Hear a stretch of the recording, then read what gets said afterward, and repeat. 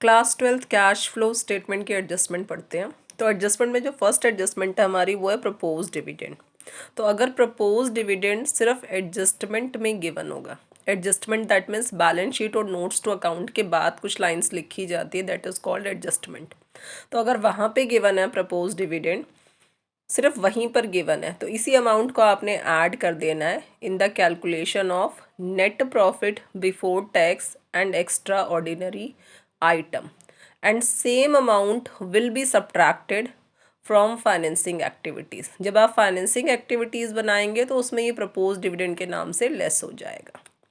अगर propose dividend balance sheet में given है, 2 ईयर में गिवन है, base year and current year, तो सिर्फ आपने बेस ईयर वाला अमाउंट लेना है, इसी को आपने ऐड करना है इन the calculation of net profit before tax and extraordinary item, और इसी को आपने लेस कर देना है फ्रॉम फाइनेंसिंग।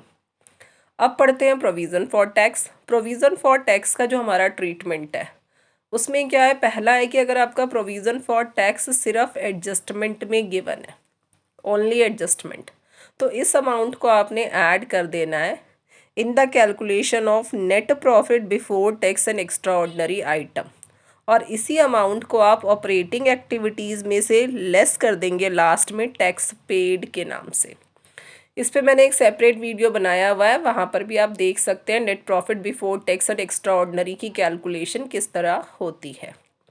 आगे पढ़ते हैं प्रोविज़न फॉर टैक्स में केस 2 कि अगर आपका प्रोविज़न फॉर टैक्स गिवन है बैलेंस शीट में, only in balance sheet, adjustment में नहीं है, तो जब ये बैलेंस शीट में गिवन होगा तो बेस ईयर और current year, suppose base year 2023 है और करेंट ईयर 2024 है, तो जो करेंट ईयर का प्रोविज़न फॉर टैक्स है उसको आपने ऐड कर देना है इन the calculation of net profit before tax and extraordinary item, extra ordinary item, और जो बेस ईयर है इसको आप सब्ट्रैक्ट कर देंगे ऑपरेटिंग एक्टिविटीज़ में से with the name of tax paid. Last में जैसे हम लिखते हैं ना लेस टैक्स पेड, तो वो बेस ईयर वाला जो टैक्स होगा उसको आपने सब्ट्रैक्ट करना है।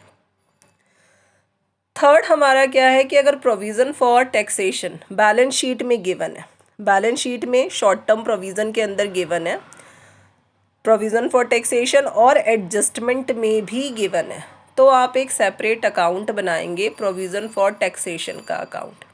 तो जब आप प्रोविज़न फॉर टैक्सेशन का अकाउंट बनाएंगे तो इसका जो ओपनिंग बैलेंस होगा, ओपनिंग बैलेंस आपने क्रेडिट साइड लिखना है बाय बैलेंस BD के नाम से।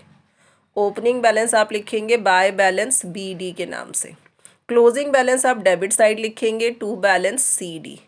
अब आपने एडिशनल इन्फॉर्मेशन में देखना है, टैक्स पेड है तो डेबिट में लिखिए to bank account tax paid, और अगर मेड गिवन है तो क्रेडिट में लिखिए by provision for taxation account tax made. इन दोनों में से एक आइटम मिसिंग होगा और दूसरा आपको निकालना है, टैक्स पेड या टैक्स मेड।